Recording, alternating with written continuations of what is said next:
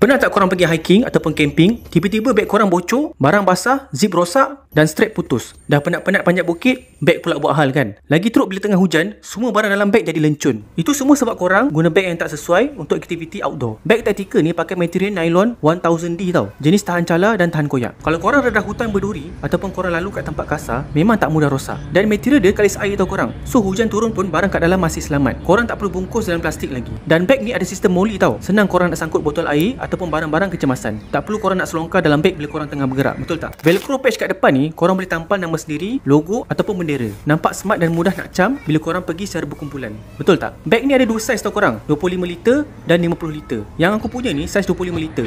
Untuk saiz 25 liter ni sesuai untuk daypack atau korang naik motor. Untuk 50 liter pula boleh muat barang untuk camping 2 ke 3 hari. So kalau korang jenis aktif outdoor, ini beg yang patut korang ada daripada awal lagi. Memang tahan lasak, tahan cuaca dan banyak ruang untuk korang susun barang. Sekarang ni tengah ada flash sale tau korang. So sebelum seller naikkan harga, baik korang grab cepat kat Kuning bawah ni. Sekali beli boleh pakai bertahun-tahun tau.